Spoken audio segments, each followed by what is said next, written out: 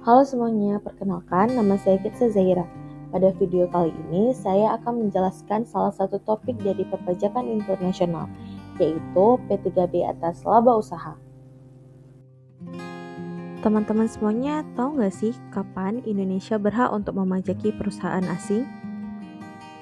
Coba bayangkan, ada perusahaan asing yang mendapatkan keuntungan dari Indonesia, seperti Netflix yang untung besar dari pelanggan Indonesia. Kemudian ada Google yang menjual iklan ke perusahaan Indonesia dan mereka menjual produk di sini. Bahkan ada perusahaan asing yang membuka proyek di Indonesia. Pertanyaannya, apakah Indonesia berhak memungut pajak atas keuntungan tersebut?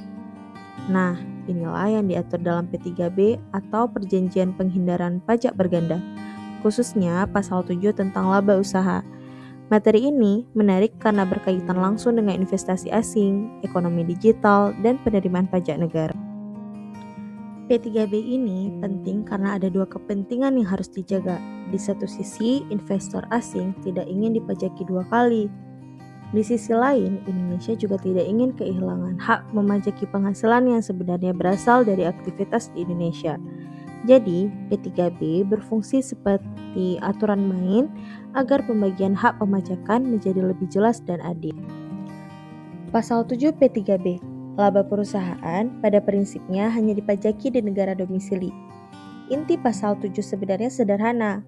Kalau perusahaan asing hanya berjualan dari negaranya sendiri tanpa kehadiran usaha di Indonesia, maka laba biasanya dipajaki di negara asalnya. Tetapi kalau perusahaan itu memiliki bentuk usaha tetap atau BUT di Indonesia, misalnya kantor, proyek konstruksi, atau tempat usaha tertentu, maka Indonesia juga berhak memajaki laba yang terkait dengan BUT tersebut. Di dunia internasional ada dua model utama, yaitu OECD model dan UN model, di mana OECD model ini lebih ketat. Yang dipajaki hanya laba yang benar-benar terkait dengan BUT. Sedangkan UN model memberi hak lebih besar kepada negara sumber, termasuk melalui konsep force of attraction. Karena Indonesia adalah negara berkembang, pendekatan UN model sering dianggap lebih menguntungkan untuk menjaga penerimaan pajak. Setelah memahami konsep dasar pasal 7, muncul beberapa permasalahan dalam praktik. Yang pertama, sering terjadi perdebatan, apakah suatu perusahaan asing sudah dapat dianggap memiliki bentuk usaha tetap atau belum? Karena kalau belum memenuhi syarat BUT, Indonesia biasanya tidak berhak memajaki laba usahanya. Yang kedua, jika BUT sudah ada, muncul pertanyaan berikutnya. Berapa besar laba yang sebenarnya menjadi hak Indonesia untuk dipajaki? Ini tidak selalu mudah karena perusahaan induk dan BUT sering melakukan transaksi satu sama lain. Dan yang ketiga, kadang suatu penghasilan tidak murni berupa laba usaha, melainkan dividen, bunga, atau royalti. Penghasilan seperti ini memiliki pasal tersendiri dalam P3B sehingga diperlukan aturan mana yang digunakan. Yang terakhir, ada resiko penghindaran pajak. Misalnya, perusahaan sudah memiliki BUT di Indonesia, tetapi penjualannya dilakukan langsung oleh kantor pusat di luar negeri, agar laba yang dikenakan pajak di Indonesia menjadi lebih kecil. Karena itulah diperlukan aturan tambahan untuk mencegah praktik tersebut. Untuk memahami konsep force of attraction, mari kita lihat contoh yang sederhana. Misalnya, ada perusahaan dari Vietnam yang sudah punya BUT di Indonesia. Melalui BUT tersebut, perusahaan menjual mesin kepada pelanggan di Indonesia. Namun, di saat yang sama, kantor pusat di Vietnam juga menjual mesin yang sama langsung kepada pelanggan di Indonesia tanpa melalui BUT.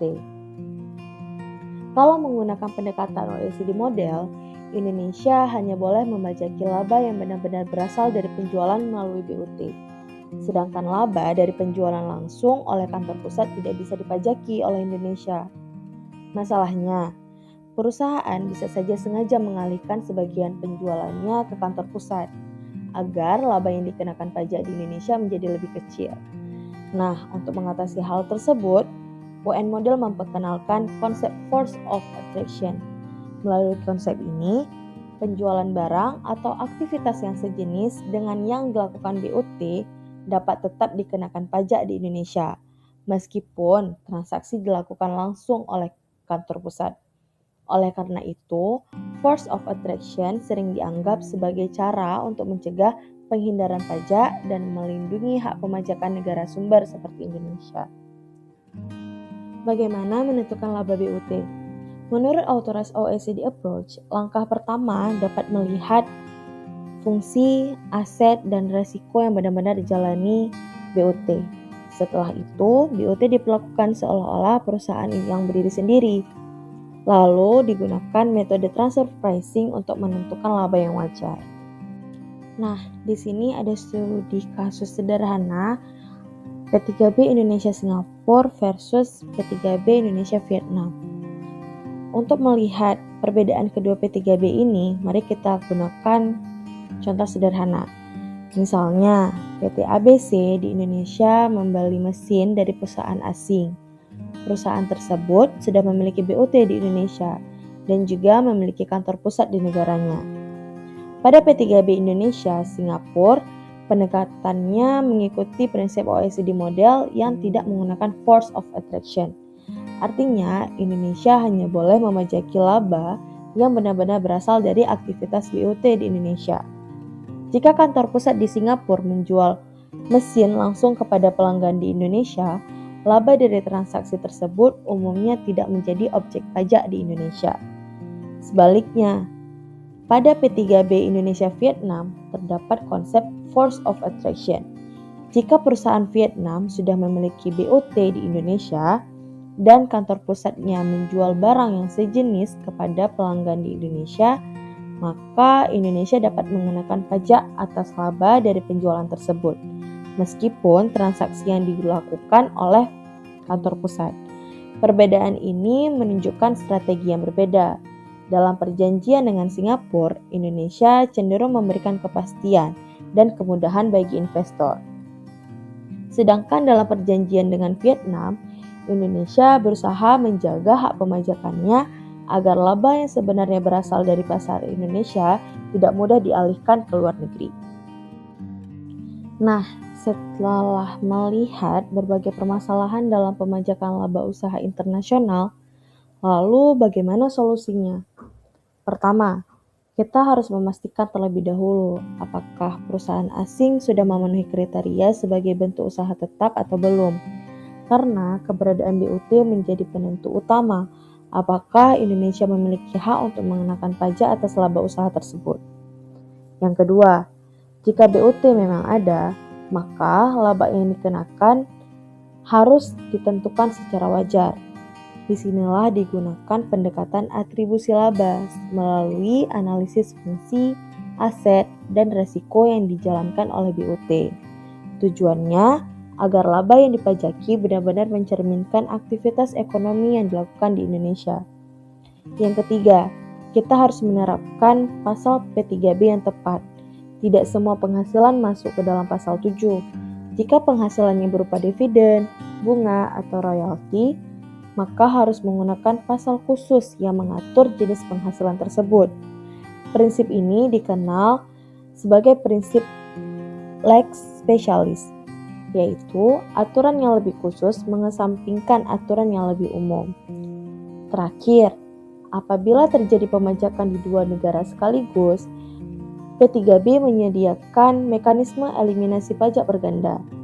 Mekanisme ini dapat berupa tax credit, yaitu pajak yang telah dibayar di luar negeri dikreditkan di negara domisili, atau tax exemption, yaitu penghasilan tertentu dibebaskan dari pajak di negara domisili. Dengan cara ini, wajib pajak tidak dikenakan pajak 2 kali atas penghasilan yang sama.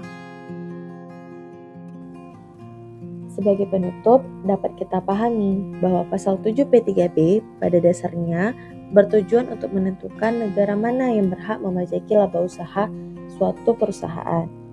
Kunci utama dalam ketentuan ini adalah keberadaan BUT. Jika perusahaan asing memiliki BUT di suatu negara, maka negara tersebut dapat memperoleh hak untuk memajaki laba yang dihasilkan dari aktivitas usaha tersebut. Namun dalam praktiknya, tidak selalu mudah menentukan berapa laba yang harus dipajaki dan bagaimana mencegah penghindaran pajak. Karena itu, muncul berbagai pendekatan seperti Authorized OECD Approach dan Force of Attraction yang telah kita bahas sebelumnya. Melalui perbandingan P3B Indonesia dengan Singapura dan Vietnam, kita juga dapat melihat bahwa setiap perjanjian pajak memiliki karakteristik yang berbeda.